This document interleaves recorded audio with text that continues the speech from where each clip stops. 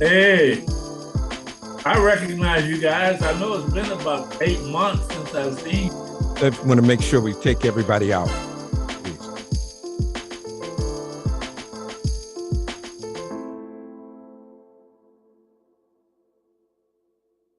Okay.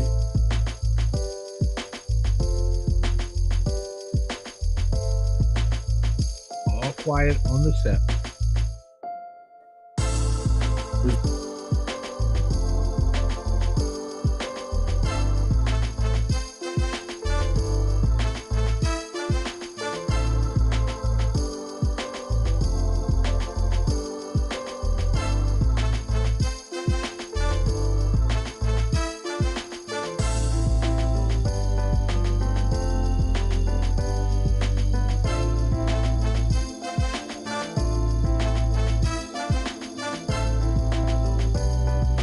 Well, welcome to another Cutting Edge show. I am Omar Neal, one of the hosts, and of course, where we discussed all things health and wellness, COVID-19 and beyond. I'm the former mayor of Tuskegee, Alabama, host of the You Got the Power talk show. And of course, I'm so elated to be here today. We're going to have such a wonderful show today. We're going to be talking with some young people. Because the focus is on our young people. As you know, we're getting ready to go back to school. And we want to make sure that we're hearing from our children as to what they believe can be done to create a safe, positive learning environment for them as they reemerge into the educational process.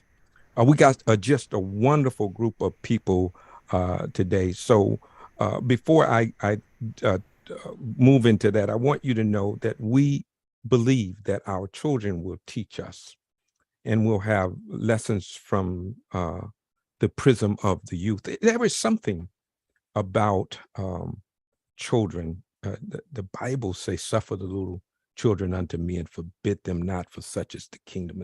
That's what the Bible says. But I also believe that the antidote to any poison is the poison itself. In lies within any solution, any problem is the solution.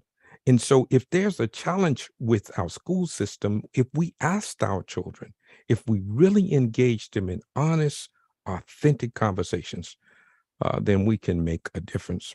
We got Jamarius Ellington Moore, who will be with us. We have Giselle Washington, as well as Malik Stafford was going to be with us a little later on. But let me introduce the people who are going to be coming on as our panelists. Dr. Melissa Williams, who is the superintendent of Macon County Schools right here in Tuskegee, Alabama. We have Kia Dednam, who is the founder and of Life Academy in Montgomery, Alabama. We have Dr. Maggie Mcelroy Washington, who is the principal of the talent education at the Art Christian Academy.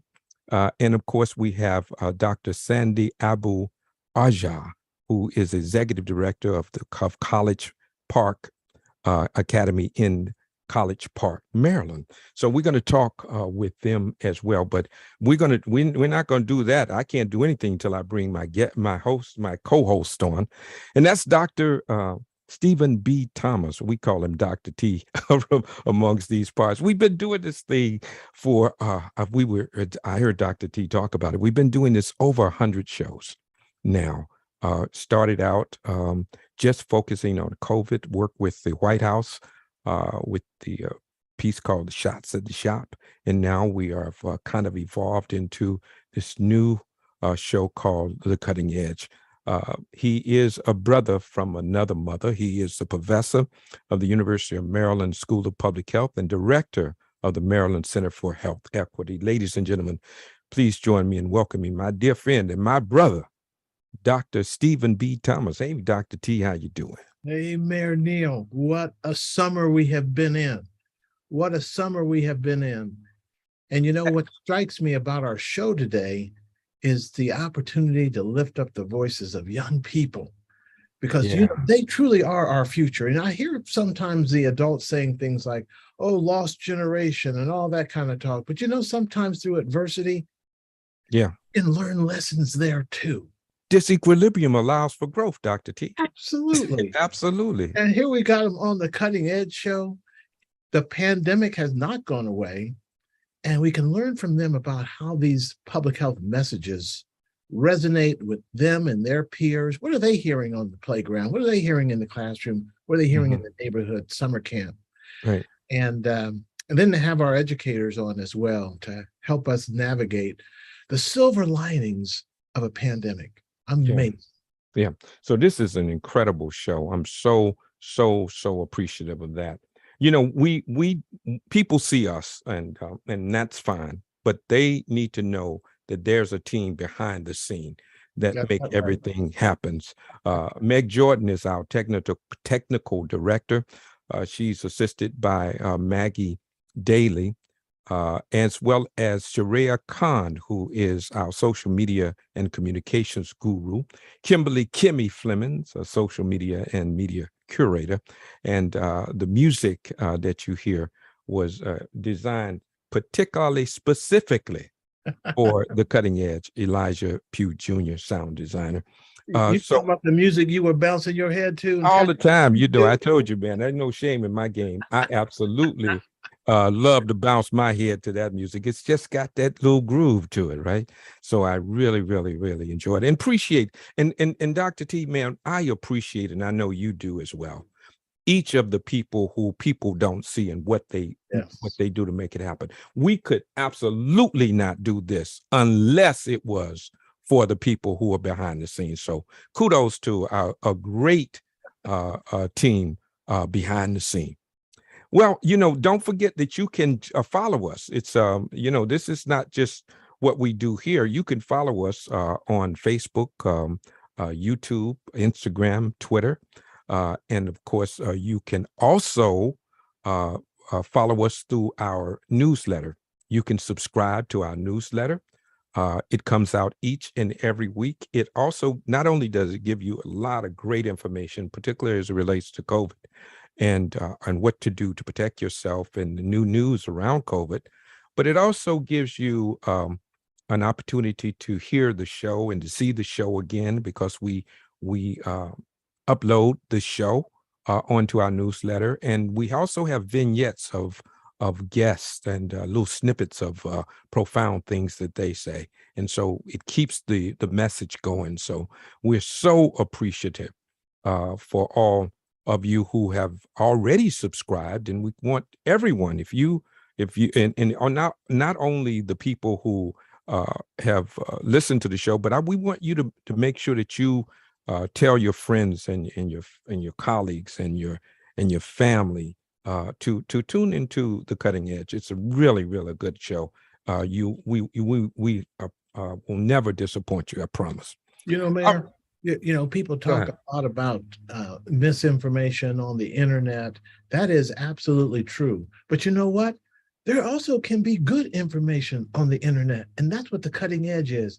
If we provide people more sources of trusted information, we can help them make informed decisions. Absolutely. And that's what it's about. And, I think disinformation, Dr. T, has killed more people than anything else. Disinformation and misinformation, people that did not get the proper information, particularly very early on in the COVID epidemic, pandemic, basically. That's right. And so, I think that if we can reverse that with the information and the brilliance of working with the barbers and stylists, which is the trusted information centers, right? And to put that information in those spaces where people were having those conversations, I think was a brilliant move. And that's your brainchild. So kudos to you. Silver linings. Lining. Hey, right. I'm sitting here with my head in the clouds. Now, this is all about the science of the Webb telescope telling us and showing us, we're not, well, I don't know if we're alone or not in the universe, but there is a big universe out there. We're not alone. We just don't know the people, well, if you want to call them people, but it's some life form out there other than here, I believe, And it could inspire some young people to get interested in science. And so, yeah, I agree. I agree. Dr. T, you know what I'm going to do? I want to meet some young folk. Okay. Can I do that? Let's try. All right. Let me tell you this. I am so elated to have three individuals who are from Tuskegee. They all have attended the Macon County Public Schools. Jamarius Ellington Moore, who is a senior leader and is involved as the person that's part of the leadership. He's the associate vice president of the Student Government Association at Booker T. Washington High School. We have Giselle Washington. She's an inspiring actress. Okay. In 2012, and she already knows what she want to do. She is a fifth grader at Tuskegee Public Elementary School. And then we have Malik Sanford, who was born on December 18th, 2003. He is a proud graduate of the illustrious Booker T. Washington High School class of 2022. And of course, he served as the president of the Student Government Association. So now we have two leaders who is truly making a difference, who are truly making a difference. The other thing is he is now enrolled with the dual major at Tuskegee University in robotics team president, second gentleman to Mr. Booker T. Washington High School, two-time student of the month. I mean, he just, we can't spend all the time talking about him because it would take up the whole day. Ladies and gentlemen, please help me welcoming Jamarius, Giselle, and Malik. All right. I bought some snacks. Hey, what's going on? How are you all doing? Good.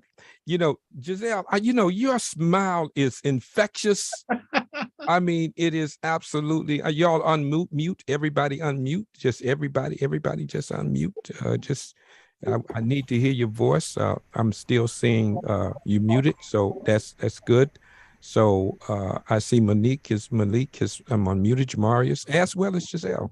Giselle, let me tell you something. Let me Dr. T. Let me tell you what happened.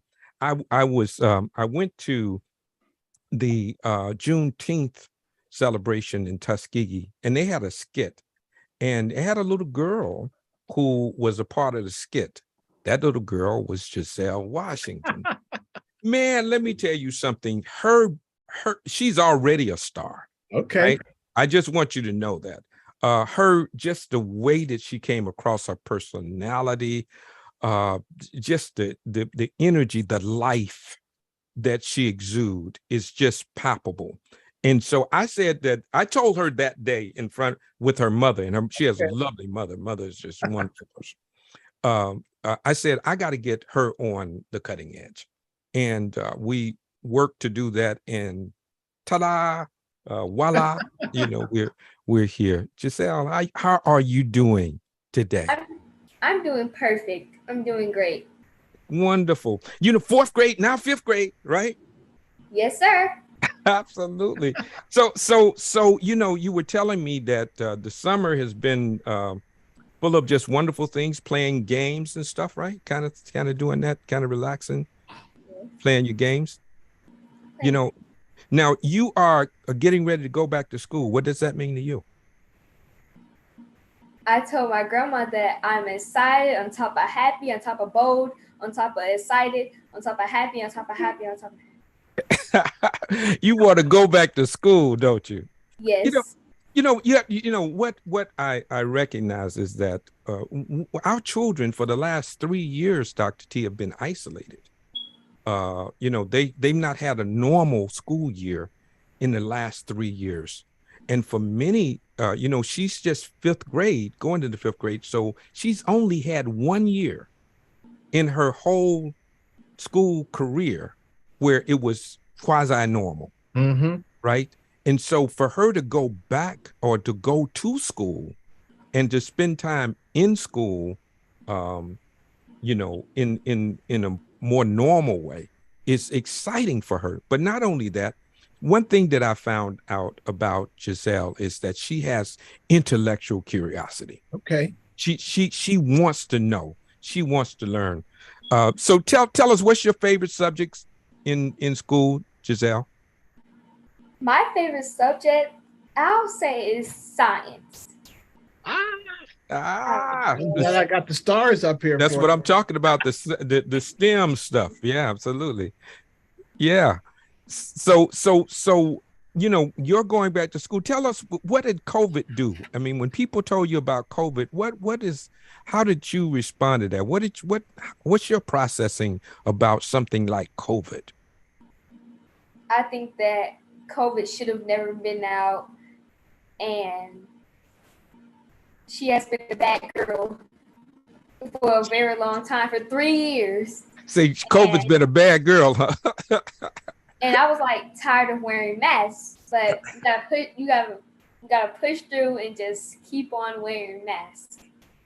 Absolutely. And I was very exhausted about that. I did not really like that. It made me so mad. I'm like, why did she have to come out? I like that. She personified COVID. Right. Bad girl COVID. Right, bad girl, you know, and she also said that, you know, she didn't want to wear a mask, but she did because she recognized that she was in another space and she wanted to protect herself. And she talked about her grandmother and others, and you wanted to protect them as well, right? And yes, so that's very, very important. Let me go to you, Malik.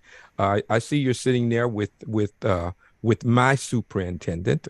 You know, we're going to talk a lot about her when she comes up. But tell us a little bit about yourself as well.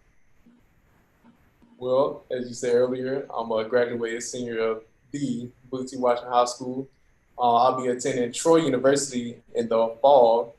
And you know, I got my master's from Troy, so we're right there. I think I may have said Tuskegee, but that's because you were at Tuskegee. I did do enrollment while I was in high school for Tuskegee. Okay, so you did do something at Tuskegee University while you were in high school. Yeah, I took college classes up there. Wonderful, good, fabulous. So you were in dual enrollment at Tuskegee and Booker T. Washington at the same time. Yes, sir. You know, that's something that's really popular. I don't know how popular it is in the Maryland area, but down south. My daughter went to Alabama State as well as BTW as well. And so you actually get credit, right? College credits while you're in high school, right? Yes, sir. Good. Now, what are you going to major in at Troy University? Computer science. Wonderful. All right. So tell us about this what's happening now with COVID. When COVID hit, and you all were told that you all had to modify your behavior, what was your thinking? Well, so funny enough, leading up to when we first got out of school, it was spring break. And so they told us, hey, you get 3 more extra days. We're like, oh, okay. You know, we enjoyed the little spring break. And then on the second day of the break, they told us, they said, hey, don't worry about coming back to school. So we're like, wait. We just not finding out that we don't have to go back to school anymore. So how's this going to work when we get back? And of course, you know, it was the excitement of, hey, I don't got to go to school no more. But then going to BCW, we also had things during those months that we missed. And we're like, man, so we missed out on these opportunities or these events all because of a lockdown. And so going throughout the second year or second school year, then having to be completely virtual, it was just like, do I really want to wake up this morning to go on to a class I don't have to really go on to? I'm in my bed. I don't know how to get up. My game is right there. I can be playing my game right now. Do I really got to log on to class? So it's like, it's a whole change because when if you asked me back in kindergarten or middle school, do you want to do homeschool? I say yes. Absolutely, no problem. But actually going through it, I realized it's not something I really want to do.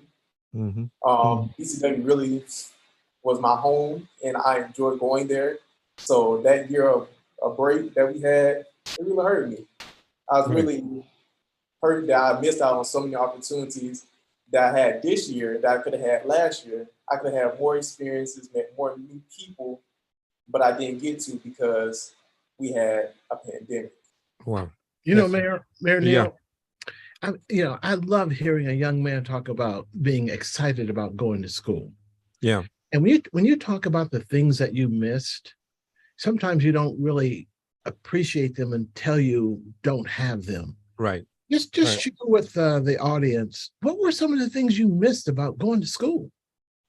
Well, so some things actually, there was plenty of groups and organizations that were able to expose us to different events. For me, I'm a very competitive person, so competitions was a main part of my life at school. In my bio, I'm a robotics president of the robotics team. And actually that winter, we actually went to our last round in the finals, which BTW has never done before. So missing out on that the second year was heartbreaking. The beginning of the year, actually, I went to a ERCSERT where we actually competed in a Scholar Bowl where we faced other schools in Macon County, Montgomery County, Barber County, all those surrounding counties where me and my team won first place. I missed that. Hold up. Stop. Give him some snaps, man. You got to give him some snaps. Absolutely. Go ahead. Go ahead, Malik. Go ahead. This year, we missed out. Well, if I had actually went to school back in person last year, would have had more speaking competitions where I've been a part of now recently. I've won 2 right now, one at the local level and one at the national level. And I have actually a conference that I'm going to be going to this weekend where I have another speaking competition, and that'll be up at the University of North Alabama. Wow. Yeah. You see, when people say, we don't know what the future is going to look like, I don't know who they're talking to. I'm real comfortable with the future, with Malik Sanford and all of the Stafford and all of the things that he's doing. Let's go. Thanks, Malik. Let's go to Jamarius Ellington Moore. Hey, Jamarius, how you doing? Good. Good. So how you been, man? Everything good? Copacetic? Yes, everything good. Good. So you are at BTW now, and you are in the leadership. Tell me what led you to become part of the leadership? Why did you want to be a part of the leadership? Well, I really don't know why, but I just always I have a thing where I like being in charge of things because I know I can get stuff done. So if Dr. T, they say if you want to get something done, do it yourself, right? but Mayor Neal, when I saw the profile photo for Jamarius and the bow tie, that's when I knew there was something special going on there. And now he just told us what it is. He likes to be in charge. He's in a meeting with the bow tie on. You know who's at the head. You're already in charge, right? Well, maybe the next governor, or still we know he can be the president. We've already had that happen. So let's set our goals high. I want to talk a little bit about BTW. BTW is the high school in Macon County. And it's where all of our students, we have 2 high schools basically, but it's where the majority of our students attend high school. Tell us what happened and when you found out about COVID. How did you respond to that? Well, I honestly was confused at first with everything that was going on, because at first I initially didn't know why we were going home, like why we were out of school. So I had to find out. And then I think the second year when we were completely virtual, it was very stressful. So I don't know, some days I was real depressed about, okay, got to get up, got to get this done, got to do that, all at home. So, yeah. Wow. I don't think that we have really, focused, Dr. T, on how the social isolation has impacted our children, and that they were traumatized by this experience more than just the COVID itself, but the things that they lost, the things that they did not do. That's incredible. And So, the anticipation when you have a competition, mhm. Mac, I know what that feels like, and all of a sudden events out of your control step in and make it not possible. Mm-hmm. So, Jamarius, what did you miss about school? I really miss like all the time that I didn't get to spend with like my peers and stuff. Like going out, like when we got out, I was a freshman in high school. Then we came back from COVID. I was going to be a junior, so it was like, wow, all this time I just missed, all this time wasted. Feel like. Yeah, you never get those days back. You never get those years back, Dr. T. Well, Mary, what it was like when you were the freshman. Absolutely. You just couldn't wait to be the junior, and you just couldn't wait to be the senior. You know what comes with that. And that's what I'm hearing them describe. They miss that progression as they move through, their maturation through school. Mm-hmm. Yeah. I want to go back.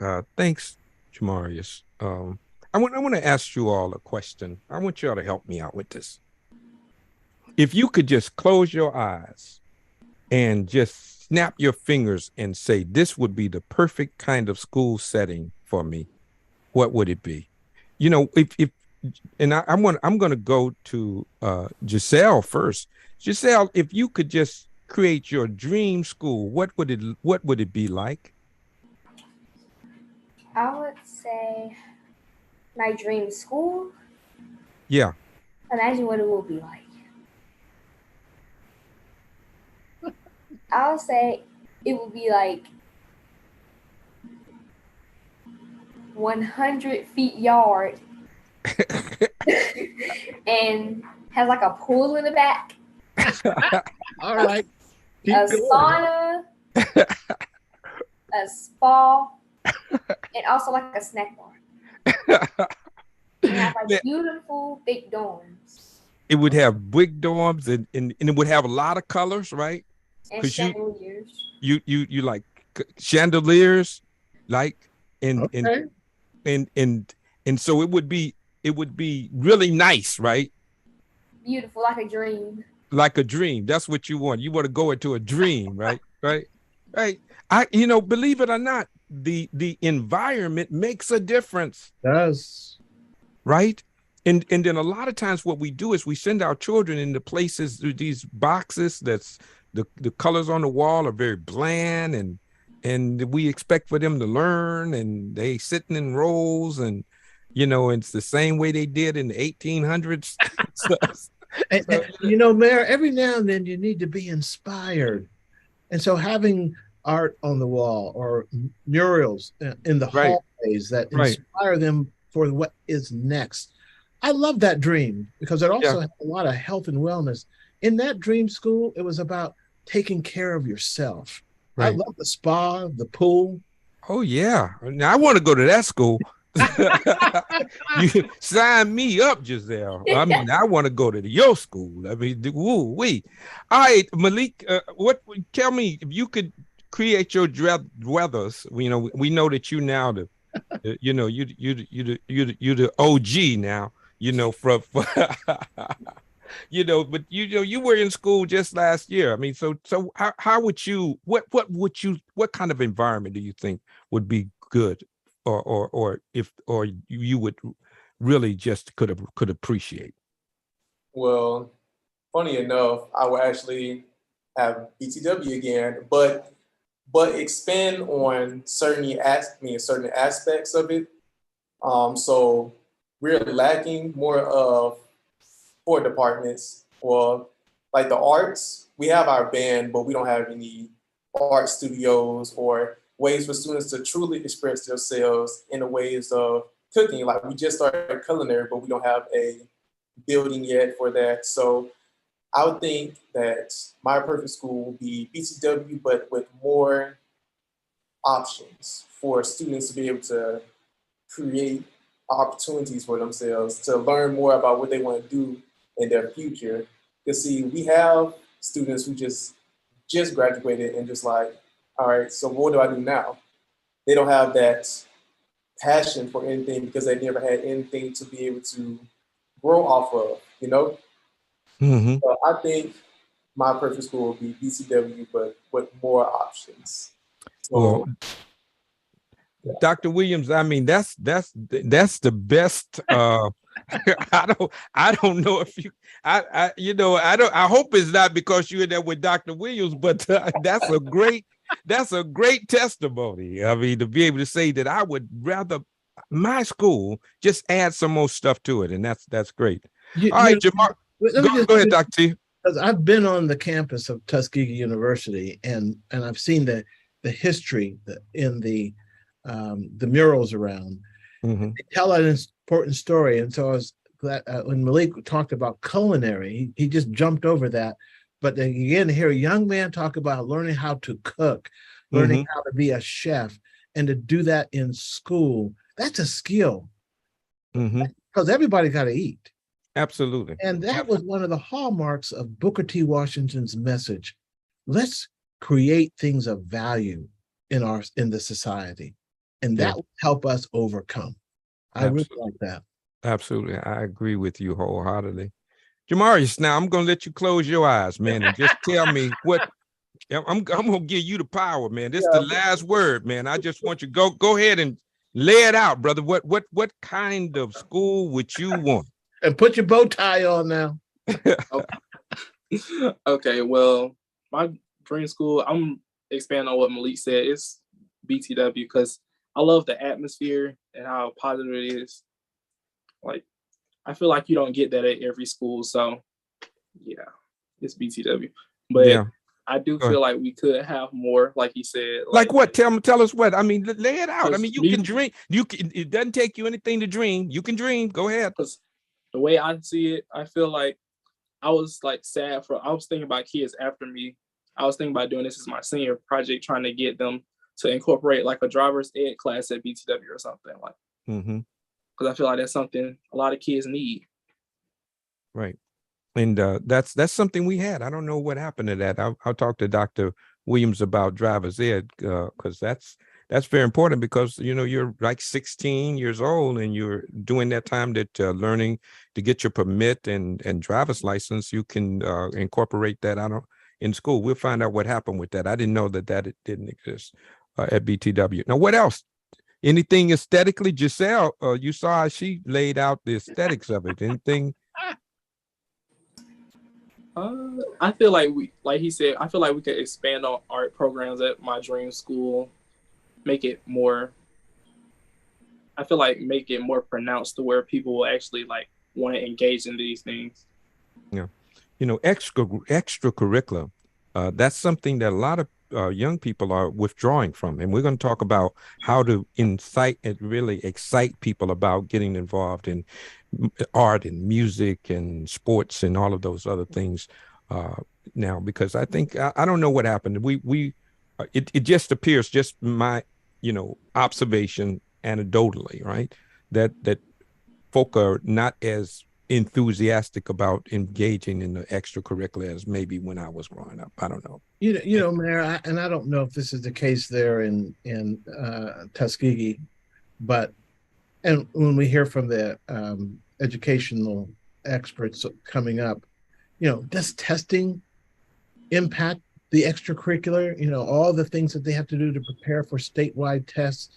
I mean, notice the kinds of examples of the dream schools, all doable things that we used to have when we were in school. I did drivers in school. Right. Arts were in school. So what happened there? And one other thing, Mayor, as they described what they were missing about school, the pandemic may also have some silver linings. And before the show is over, maybe even a little bit now, did you learn anything staying home? Were there some silver linings from the pandemic that you actually enjoyed that you'd like to continue? Giselle, did anything come up? You say, they learned that they didn't want to stay home, Dr. T. Ain't that right, Malik? That's what I learned. I want to go. So I want to get away, man. Because you have to realize that's where they sleep and all of that. So it's not the same as working from home. I mean, that's true. For young people, because the socialization is very important. And I don't know. Let me ask this before I let you all go. How has social media impacted your growth or your era? Malik, I want to start with you. Social media is such a presence now. When Dr. T and I grew up, they were not. We didn't have social media. So how has that impacted the interpersonal relationships that you have, your communication skills? Have that any adverse impact or even positive? Well, for me, I use social media in only a certain way. I only use the regular social media, Facebook, Instagram, Snapchat, TikTok, all that. But I usually only post when I'm doing things positive. So anytime I win a competition, anytime we had a game coming up, or just to let people know that, hey, I'm doing this now, or hey, I did this, just to bring more positivity into the world. I feel like I've been able to communicate better with people, knowing that, there's some people talk certain ways, and to be able to understand them, you have to either be able to understand where they're coming from or understand their dialect. When I went to orientation just a couple of weeks ago, it wasn't really hard for me to be able to make friends. I literally just walked around talking to people. All of a sudden, I have a brand new friend group that we just click together instantly because we all have that connection to where we all can understand each other and we all have same interests. So we just have to be able to use social media in the right way to be able to make it positive instead of bringing down each other in a negative way. Absolutely. Jamarius, how has social media impacted this generation, in your opinion? I would say social media, well, I use social media for like certain things, like I'm involved in certain things, like, so I'll use it to post like informationals, like if I'm having something going on with SGA or if I have stuff going on with band. I don't really use it for like anything else particularly. That's for me at least. Yeah. Okay. Interesting that, if you notice that there's a theme here, that it's about positive, expression and positive exposure, technically. Giselle, have you gotten to social media yet? You're just the fifth going on. You'd be the fifth grade. I'm gonna give you fifth grade already, right? So you're in the fifth grade. You passed fourth, so you're not in the fourth grade. So I'm gonna give you fifth grade already. So as a fifth grader, how has social media impacted you, or has it? I don't have social media, but I did have TikTok. I deleted it because they don't even talk about anything that's positive, and you just can't do anything for likes. That's what I learned. You can't do anything for likes. Wow. Mayor. Did you hear what she just said, Dr. T? I mean, she dropped the mic, with that. She dropped the mic, right? When she said, you just don't do anything for likes. That's right. That's deep, man. That's real deep. I told you, right? There's messages in all of the themes coming from this panel. And, COVID and all the things that, from staying home to wearing masks and social distancing and getting a vaccine, these are all about keeping you safe. Mm-hmm. That's what we adults think. We want to keep you safe. But what does safety mean to you? What does safety mean to you? That's good. I'm going to start with you, Jamarius, and then we're going to go back around, and I'm going to do Giselle, and we're going to end up with you, and that's the last question. Jamarius, what's safety mean to you? Because that's very important. I think, and I'll talk to Dr. Williams and the other panelists about this. I think that's the number one thing. is to make sure that you come home to your parents. That's right. In the same way or better than when you came, right? That's the number one thing, right? So what does safety mean to you? Can you expand on what do you mean by what is? I mean, like in terms of school. We're talking about school. I can say when you go walk into school, you should want to walk into like a positive environment. Right. And that's bullying and all of that is not safe, right? Yes, that's what I'm saying. Right. That's what I'm trying to say. So a positive environment is what safety means to you. Yes. Okay. One that's steady, stable. Yeah. Okay. Giselle, what does safety mean to you in terms of school? What safety means to me is make sure that kids are prepared to go to school, make sure they have like their masks, hand sanitizer prepared when they eat lunch. And I really love that they have like these rules for kids so kids won't get sick and end up in a hospital. So that's what I like about that. Oh, wonderful. And sanitation behaviors, sanitizers and a mask. All right. Absolutely. And Malik, you have the last word, man. Safety means to me in school wise, I think it's the protection of us as students from outside dangers that we may not know of or that we think we know of. I think sometimes we think our administrators are overbearing in some of the rules when we don't realize that there are people dying from this pandemic, and we're not realizing how serious it can be until it hits close to home. Mm-hmm. So I think it's a topic that goes over our heads while we're in school, and we just think that they're just trying to hurt us or stop us from doing things that we like to do. Right. Dr. T, can you join me in giving this wonderful panel some snaps? Weren't they wonderful? Giselle, Jamarius, and Monique. Thank you all, man. You all were incredible. I'm telling you. We're so proud of you. I know Dr. Williams is just beaming back there, and so we're going to do this. Let's do this. Let's thank you all so much. Dr. T, you want to say thanks to this panel? I just want to tell you, you were a source of inspiration today. I just love the smiles and the wisdom, and you can see this the steps of the maturation. Mm-hmm. And maturation, is that a new dance? That's that maturity that we see along these steps, and I'm so impressed all along the way how serious they are, and yet you still see the joy of being young, okay? Right. And the ability to dream a new future. I like that. Right. Don't let that go. You're all on the right track. That was powerful. Thank you all so much. Y'all stay with us, because who knows what I'm going to do. Let's take everybody out but Dr. T and me, and let's start all over again.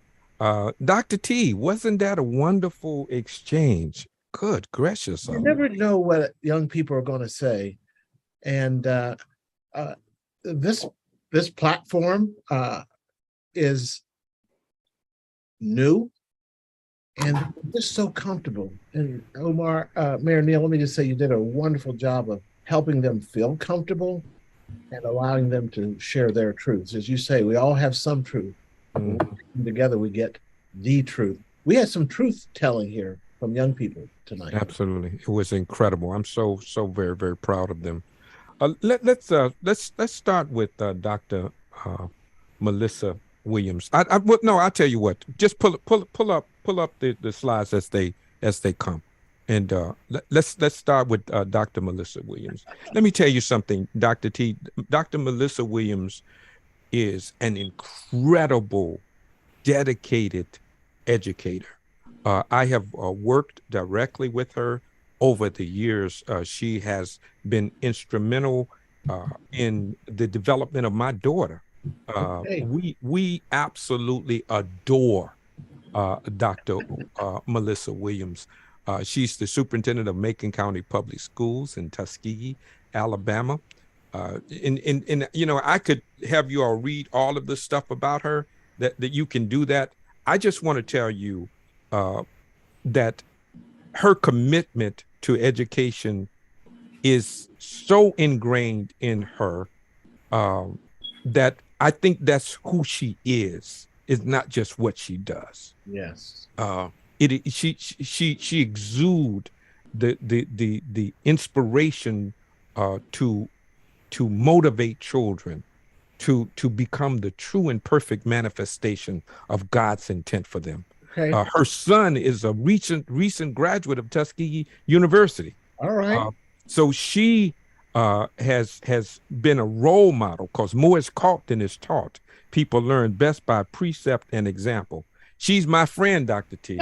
I'm just letting you all know this. I absolutely love Dr. Melissa Williams. Ladies and gentlemen, please join me in welcoming my friend, the Superintendent of Macon County Public Schools, Dr. Melissa Williams. Hey, Dr. Williams. Hi there, Neil. How are you? Thank you so much for that gracious introduction. I'm actually blushing. Well, all deserving. You know, people introduce, other people, but as Dr. T says sometimes, tell people, who is Dr. Melissa Williams? Oh, wow. I'm just an humble servant that's here to help the boys and girls of Macon County. As you mentioned, this is a passion of mine. It's also a ministry. Everyone can't go into education. It's a ministry, because we spend so much time and just dedication of our lives to helping young people become the best versions of themselves. And so I started here in Macon County as a teacher in 2000. So I've been in the district for 22 years. I started as a third grade teacher, then fourth grade teacher, became a elementary resource specialist and assistant principal, a principal where I had your daughter, Amari, and you as my PTA president, for tenure here at Carver, George Washington Carver Elementary School. Went on to the central office level and became the human resources director, which was in my first career path while I was in corporate. So it came full circle back around again to human resource director, then elementary, secondary curriculum, and now superintendent of education. And So I've been in this position since January 3rd. Let me tell you something. She didn't just come into that position. She worked her way to that position. I hear you. Right? She has bona fides, Dr. T. And she was beaming as her students were speaking. Oh, absolutely. She loves her children, man. I mean, those are her children, and she without apology. I'm just letting you know, she absolutely loved those children, and she demands. Now, let me tell you something. She smiles and all that, but she don't play. Right? She demands from her children that they do their best, and that's a wonderful thing. All right, Dr. Williams. Bring College Park up. Say what? Sandy from College Park. Okay. Bring. I want you to introduce her. Okay. So, crew behind the scenes. So it gives me great honor to introduce Dr. Sandy Abu Arja, who's the executive director of College Park Academy, where I've served on the board for the past 8+ years.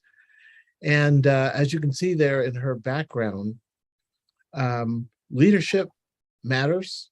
And she leads one of a very interesting school, a brick and click. It's a physical school, and yet the kids are also expert at working online. So imagine when the pandemic hit and how the College Park Academy kids addressed it. So let's bring her up and have Dr. Abu Arja tell us a little bit about herself that's not in the formal bio. Hey, Sandy. Hey, how are you doing? Good. I am great. Thank you so much for having me. So, like Dr. Williams, I worked my way up in the field of education, but I didn't start there.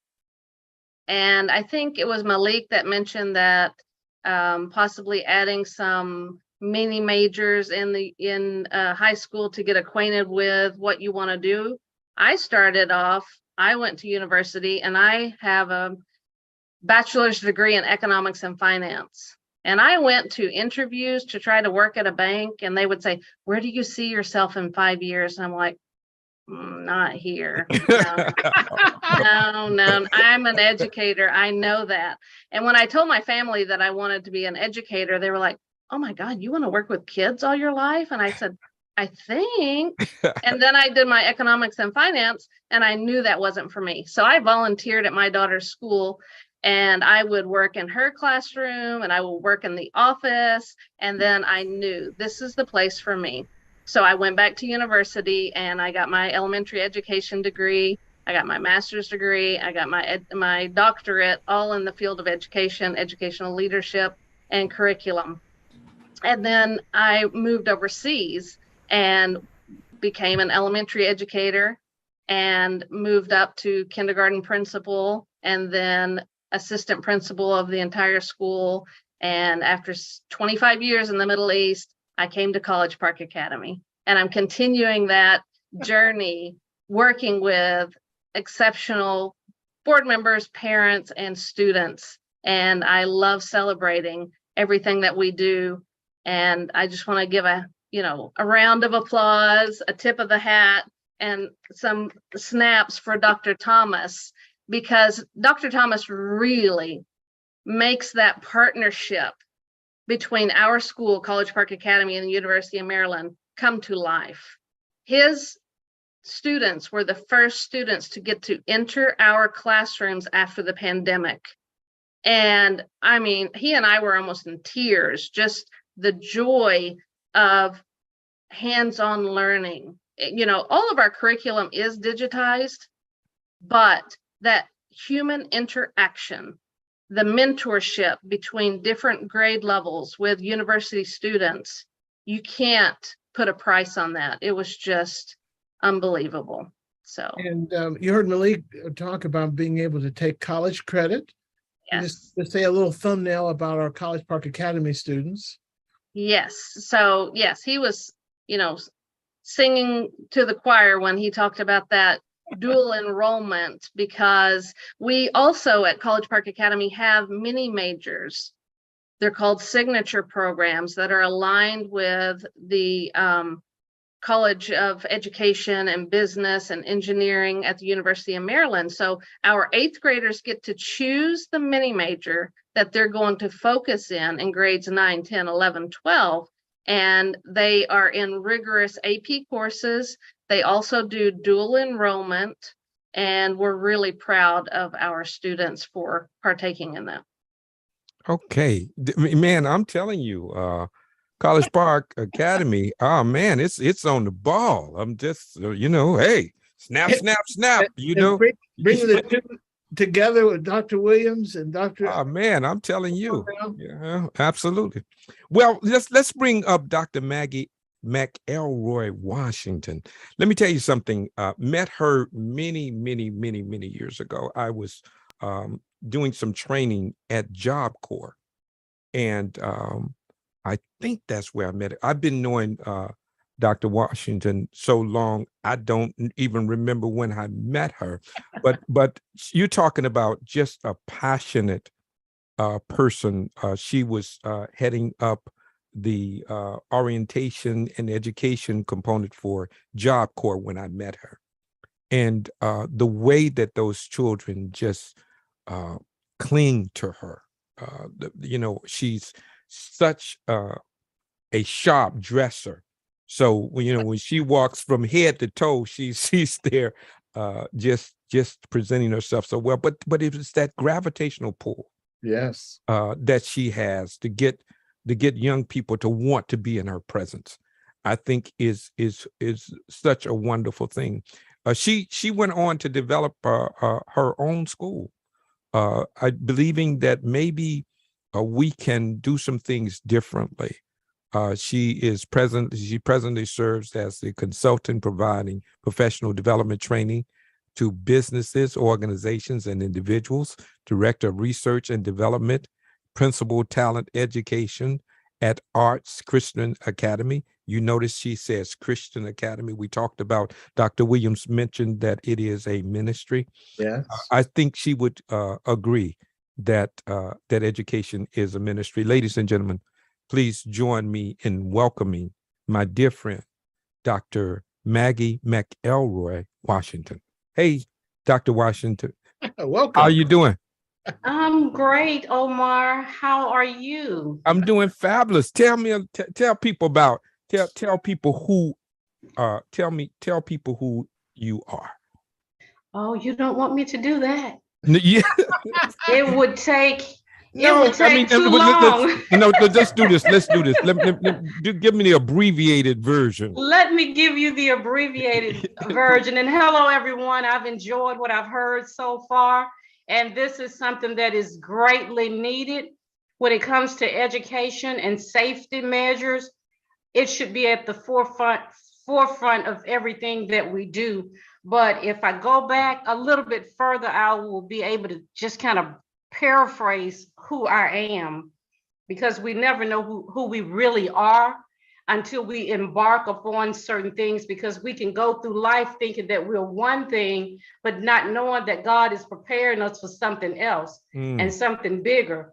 We spend a lot of our time helping other people develop businesses and organizations, and we are doing what they want us to do, but that's not what God has designed for us to do. So I would say that coming from a little country town called Orrville, Alabama, I have to get my country twang in, Orrville, Alabama. But I grew up in the rural black belt, Orrville, right outside of Selma, Alabama, and worked all of my life. I think if my dad didn't know any better, he would probably be in jail for working us like slaves. Because we all worked, we all had chores to do, starting in the cotton fields. So I used to do a workshop, and I would have it like an icebreaker. Tell me something about you, and I'm going to tell you something about me that you don't know or wouldn't even picture. But I bet you didn't know I used to pick cotton. So I used to pick cotton and all of the things that goes along with being on a farm. And those things basically help shape me to being the person that I am today. At my house, you did your work, you did your homework, and you did not get on the phone. So those things kind of helped me to know that I don't want to do this forever. So I went off to college, went to Selma University, Miles College, Alabama State, AIU, and I majored in mass communications. I worked in radio and television, in the movie industries. I learned how to do newspapers and magazines and all of that as a student at Miles College. And the students at Miles College we were all busy, involved in politics. We helped to elect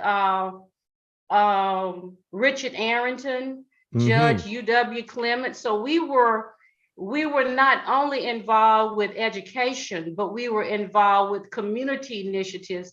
And I started an organization called BMC, which is Ben McCarter's social organization that basically was in the business of helping to make a difference in the community, doing volunteer work and tutorial assistance to students that may need that.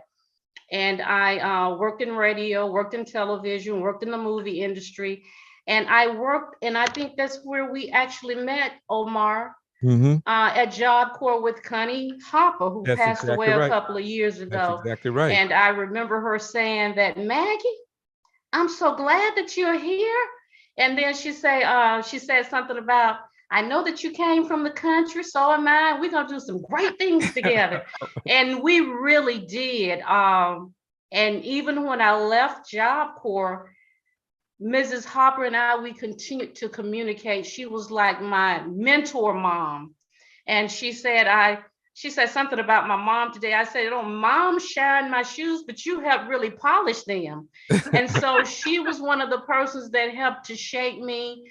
And she was one of the cheerleaders that always said, well, I'm so proud that you started T Academy after working in radio, television, Alabama State, it would take me too long to tell you Yep. all. Let me say All of the things that I did helped me to know that if I'm doing all of these things, I might as well start my own school, because everything that we do is education.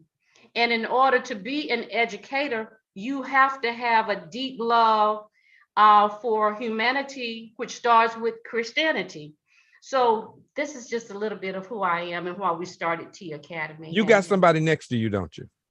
I do. My lead teacher. Can you introduce her, and we're going to bring her into the conversation as well. I most certainly can. Mrs. Bunny Robinson has been working with T Christian Academy for 6 years, and I met her as a result of her children being a part of T Academy. And she came in one day and she said, I'd like to come up and do some volunteer work. I said, what's your background? She said, I have a degree in science. I said, well, you're going to come in and you're going to help me with science if that's what you want to do, no volunteering. And so Mrs. Robinson has a degree from Alabama State University in science, but her life took her a different route. She worked with the Montgomery Police Department for 35 years, don't want to cheat. And she's a true spirit. She's the epitome of a leader. She works with her church as the youth development coordinator. She works with the trustees. She is also involved with the women ministry. And I'm just really so blessed to have her as being a part of T Academy. I present to you, Ms. Bunny Robinson. Hey, how are you doing, Miss Robinson? Let's give Miss Robinson some snaps. How are you doing? I'm wonderful. Thank you so much. And I am just so grateful for this opportunity. I do indeed love to share my story. The way I got into education, I have always loved school. From the time I was in school, the whole 12 years straight. I tell everybody I had perfect attendance for 12 years. Snaps, man. You know, where you don't miss a day, the whole 12 years. A day. Wow. Because I did not want anyone else taking notes for me, because I felt like they would miss something. So therefore, I had perfect attendance for 12 years straight. And I think that ethic has carried on over to me in my professional life as I went on to college. And I'm the first in my family to finish college among my siblings. And so when I went to college, no one told me that I could just select the classes I wanted to take. So my first year of college was from 8 o'clock in the morning to 3 o'clock in the evening. So I didn't know. So needless to say, I did finish early, but I say that because I don't want that to happen to anyone else. I want people to know what they're in for. You know, I want people to have some idea. So when our students here at T Academy, when they leave, I enjoy doing our transitional class so I can let them know what's out there in the world. But I know we just skipped a whole lot, but I worked for the police department for 35 years. And no, you know, we have that in common, you know, police officers. Me too. So this is wonderful, you know. So we here, right? Go ahead. Yes, we are. And I started as a communications operator as a result of not being able to get a job in my field when I finished college. And so that was the first job that I got. And so, like I said, my work ethic is if I'm there, I'm there. I'm there. And so as a result of being there and starting off as a communications operator, I just worked. I did my job, not knowing that anyone was watching what I was doing. And so because of that, I got numerous promotions. And my final promotion was to the secretary for the chief of police. And I was the first African-American secretary for the Montgomery Police Department. And that was an accomplishment because when I was young, I always wanted to be a secretary. I always wanted to be a secretary, and look what the Lord allowed me to do, you know. So I'm very proud of that. I worked up to that point, and I was there. After that, I went on to be the secretary to the Department of Public Safety Director, and that was the last position that I held before I retired. And that's the highest. That's the highest position in law enforcement in Montgomery. So you were right there, and knowing the people who are the administrative assistants, those people, they run whatever's happening. You know, it's the other people figureheads. You know? My boss would always say that just go to me. They don't know. They didn't know exactly the different protocols for different things. So I was glad to be of service. Yeah. Like someone said, it was a ministry to me. I love helping people, and I love seeing the big picture, and I love making it all come together. I love that. And so when my grandchildren were going to school over here, and like Mrs. Washington just said, I would have conversations with her. And I always, when I was younger, I wanted to also have my child development center. And so that was a conversation that we had too. And I'm just grateful for the opportunity to be able to work with our children and to be able to help them in some way. I kind of come across the way I was taught sometimes, but they need that too. They need that too. Yeah, go ahead. And like you were saying about the pandemic and having to be virtual, that was, and I heard some of the students saying how they like being a part of being in face-to-face. Mm-hmm. But as I was teaching the students virtually, our students, I got more engagement from those students. Mm-hmm. It was like they didn't have their peers looking in their faces, so that so therefore they could talk how they wanted to talk without anybody looking at them funny. But I really enjoyed the virtual experience. And I think the students did too during that time. And I think they got tired of it, but I think they enjoyed the virtual experience. Right. What I want to do is, Dr. T, let's go into let's get a feel of where people are.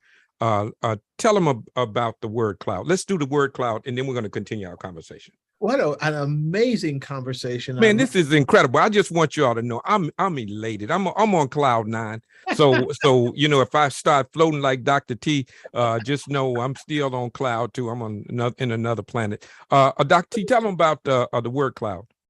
So, this theme of working their way up, didn't leapfrog. They worked their way each step of the way, and that helped them in the leadership roles that they're in right now. So I want everybody out there simply to think about a word that best reflects how you're feeling right now at this moment in the pandemic. Pandemic's still here. What word best reflects how you're feeling right now? And then type that word right there in the chat for those of you here in the Hollywood Squares. And then put in as many words as that come to you, just one word at a time. Just one word at a time. And we got people curating, so don't worry about it. You don't have to worry about spelling either. I know we got all these educators, but just go on and type them in.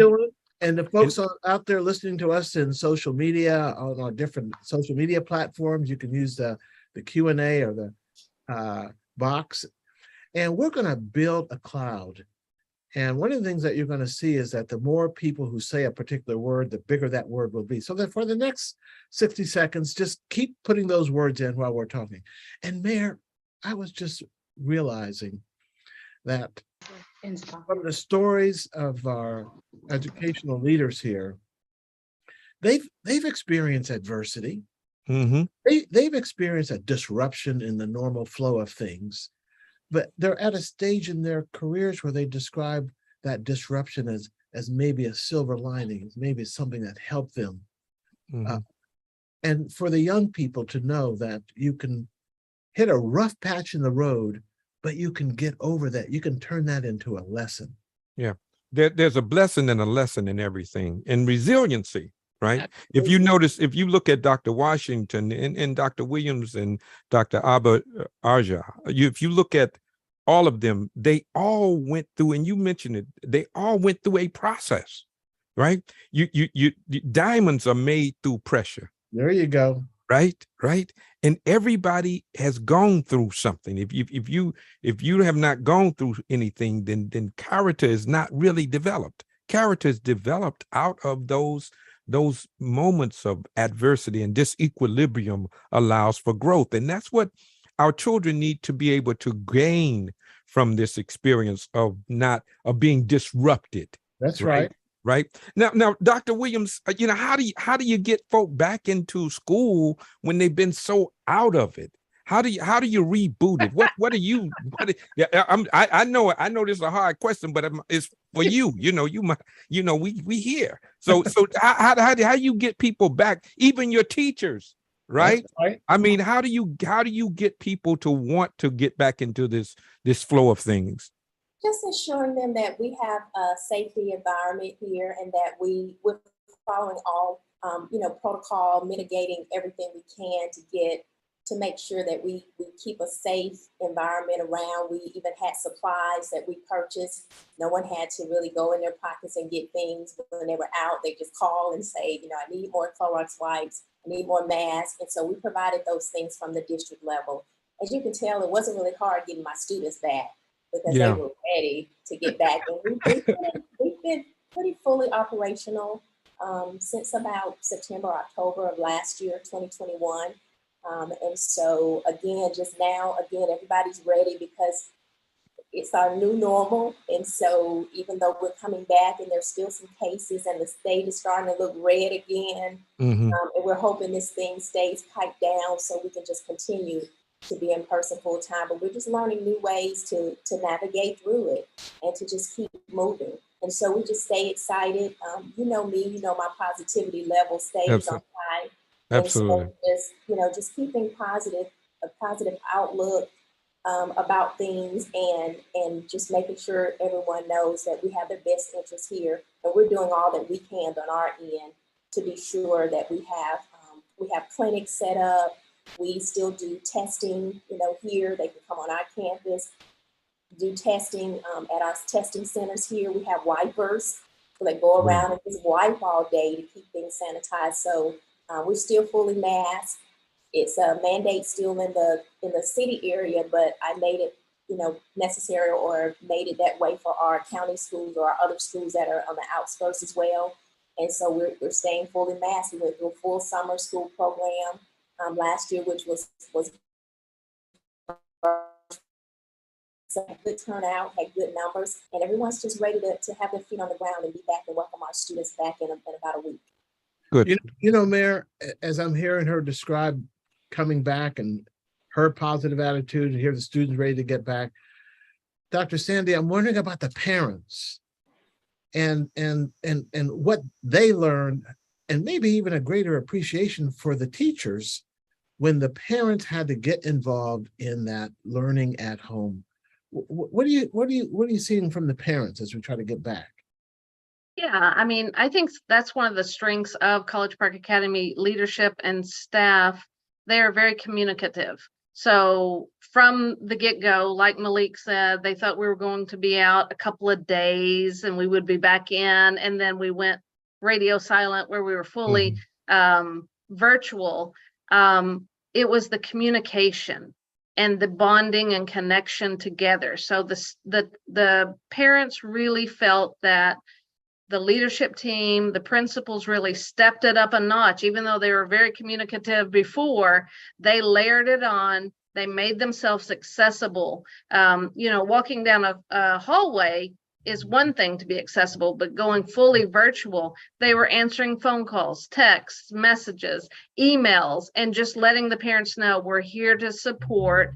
And when you need help, we have the counselors, we have mental health therapists that can help, for, anxiety and social integration that was not prevalent online. And now, as we're getting ready to go back for a full school year in person, we're providing different opportunities, whether it's during the school day or in our after school program, to entice the students, especially our high school students, to get ready, geared up. We're a college prep school, so we're offering additional support in social entrepreneurship, getting that growth mindset, career pathways for them to be able to see themselves. I think Giselle's Dream School, it reminded me of our art installation that we worked 3 long years on,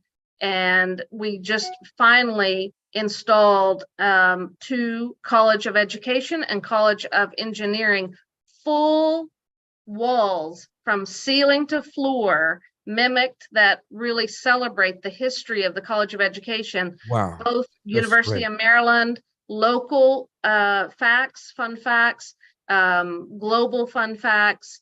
And when the kids walk in the hallways, they're really going to feel that loyalty and I'm back. We also have banners and poles outside that actually have our students on them that exemplify our mission and vision and the student qualities that we want in our students. Wow. You know, that's incredible. I want to go to your school. Cross-fertilization here. Absolutely. That's what I love. You know, absolutely. Dr. Washington, you were lucky to get your head teacher, right? But getting teachers now and getting people to want to commit to education is hard. It's, getting people, they've had to even relax a lot of the qualifications in order to staff up. And I'm gonna get with you, Dr. Williams, because I know that's got to be difficult, particularly in rural communities where the growth of the community does not have a lot of influx of people. Dr. Washington, how are you able to, one, retain people like you got sitting next to you? Well, you let them know that when a principal is hired at a school, the school district entrusts that person to carry out the goals, the views, the mission, and the wishes of educating the children. So you put the power in their hand. You give them their job description, and they are already an educator. So they pretty much know that this is what I'm having to do. This is my scope and sequence. I'm going to have all of my lesson plans ready. I'm going to talk with the children and not at the children. And when those things are put in place with Christian principles, you know that they're not going to worry about you standing over them. You're not going to worry about them not complying with the policies, the goals, and the wishes of the school in general. But you self-empower them. We provide a lot of professional development. And in addition to that, we try to also identify with teachers that are retired that still have the passion and the drive that want to teach versus the teacher that knows that I've got to make this amount of money every year because I've got to take care of my family. Right. We are a private school. We don't get local, federal, state funding. Our funding basically comes from the parents who pay. And we are a part of the Alabama Accountability Act scholarship. So if you don't get that, you kind of like at a disadvantage. But in reference to retaining them, you meet them and you greet them with a smile. You let them know that you're authentic. And then at the same time, if somebody is running late or something is going on and they didn't call you, you don't pounce and jump to judgment. You wait until they get in. And if they've not arrived at a certain period of time, you call to say, good morning, I'm checking, is everything okay? You don't just assume that they're being lazy and don't want to show up. So one thing I can honestly say is that I tried my best to be authentic and I lead by example. And I think the older I get, the more I become like my mom who just turned 91, thank you, Jesus. But I'm a teacher by actually being around my mother, because my mother right now being 91, the lady still teaches. She teach her I promise you, Ms. Robinson can tell you, Yeah. she is raising her great-grandchildren. One is in the 3rd grade and the other one is in the 2nd. And believe me, you better get your work and it better be right at that lady's house. So she'll tell you, get your school clothes on, get your snack, and get to the table, and you know the rest. Mama old school. You're gonna check behind it. So I get a lot of my attributes from my mom, and God is not just keeping her here because she has work to still do. Absolutely. And as a result of her having work to do, I have work to do. So I make sure that my staff needs are met, they have what they need, and I let them work. Absolutely. And well, some of them have left and trying to come back. So I guess I did something right.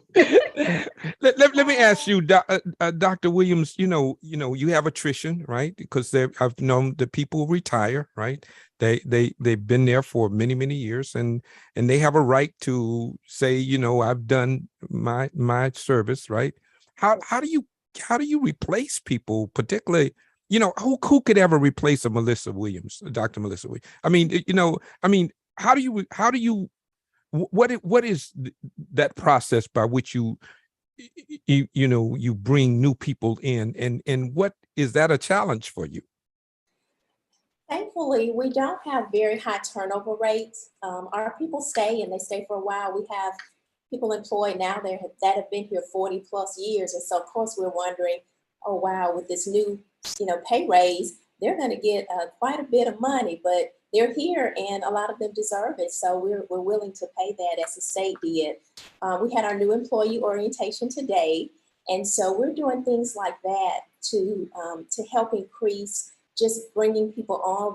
I hired a brand new innovative HR director who went onto Indeed and just other platforms we went into marketing phase. And so we marketed our schools, we marketed our area, we marketed our closeness to larger cities, we marketed our smaller classroom sizes. And so all these appealing things that you don't necessarily know about small school districts. And surprisingly enough, you have people go, well, where's Tuskegee? When you say Macon, everybody goes, oh, okay. They automatically think Georgia, Macon, Georgia. No, right. We're in Macon County, Tuskegee, Alabama. Right. And so the people we brought on, we've been fortunate enough to have individuals that have a skill set that are certificated teachers. And we were fully staffed up until about 2 days ago. We had our health sciences nurse, who you may be aware of, who passed away a couple of months ago. I did hear about that. So we had replaced her, and that person decided they wanted to work closer to home. And so as of today, we're still looking for a health sciences teacher for our health sciences class. We had a CNA graduation or certificate ceremony today. Out there, we see on social media announcing it, and then got some calls about other areas to reach out to try and get that person. And so we are a one-to-one initiative. So all our teachers and the teachers coming in, all of our teachers have MacBook devices. They have an iPad, and so have smart boards in their classrooms. And so it's those things that matter. We'll announce tomorrow a $1.2 million worth of technology grants that we have. And so we'll still be able to do these types of things for our students and our employees.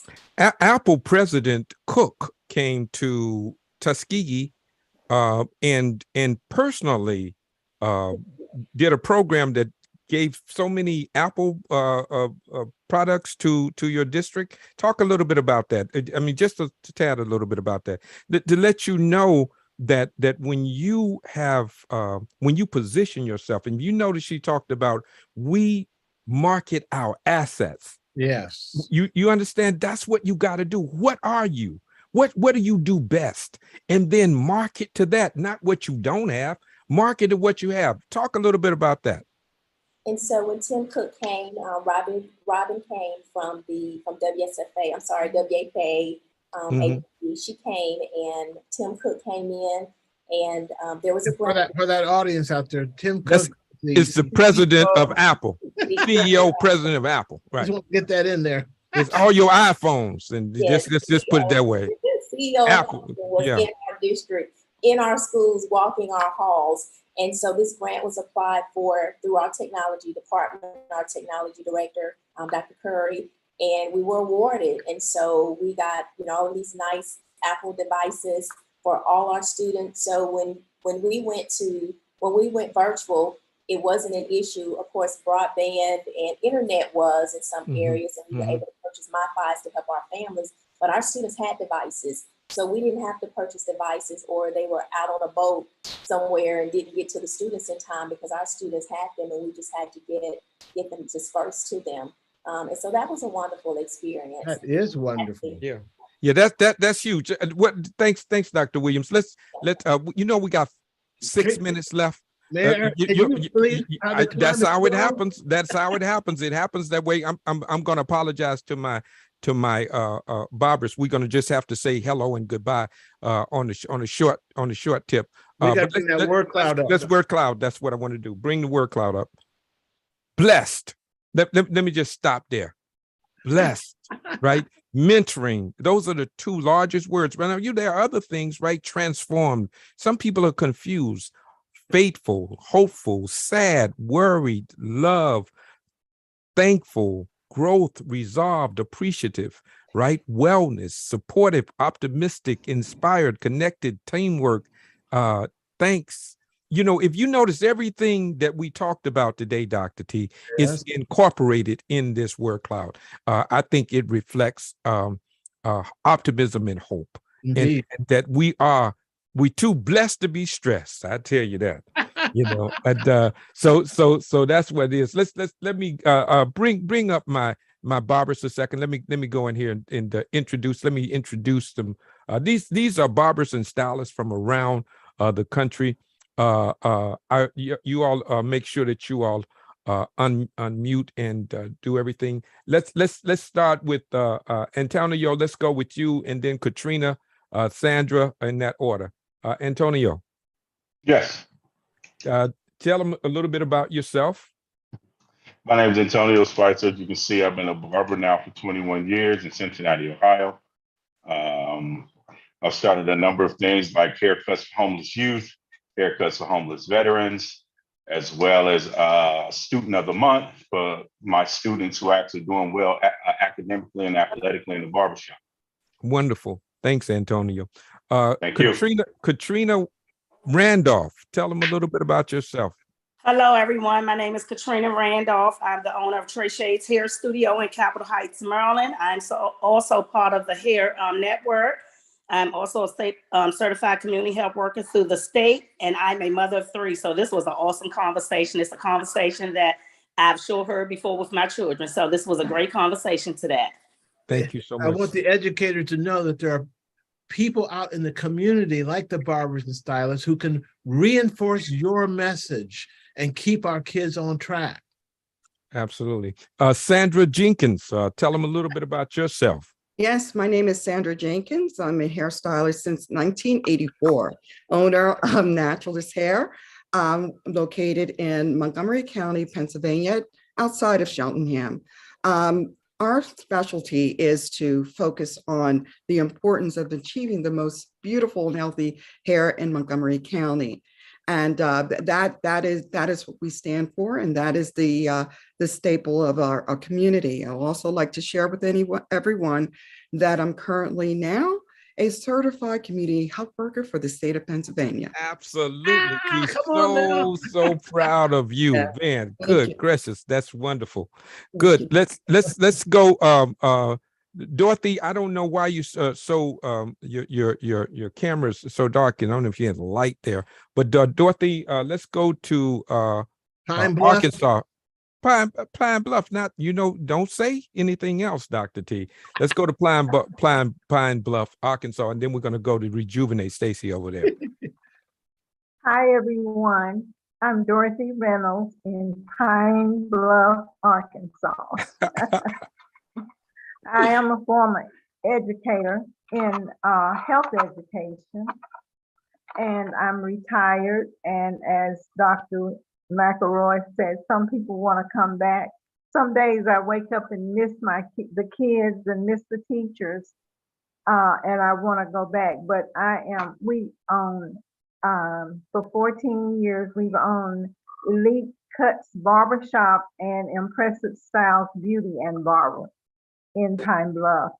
And recently, I became a licensed stylist. My sister, my sister told me that I have many trades. Absolutely. But I enjoy working with the entire family, but I have a passion for working with the youth. We have conducted, you heard Dr. Thomas talk about Shots in the Shop, and Mayor Neal, we have conducted 2 Shots in the Shop events, and we're getting ready to do one more. And we're also assisting churches in our community to spread the word about the seriousness of the vaccination. Thank you so much. So wonderful. We're gonna have to say goodbye to Sandy. Sandy has to go. Thank you so much for coming.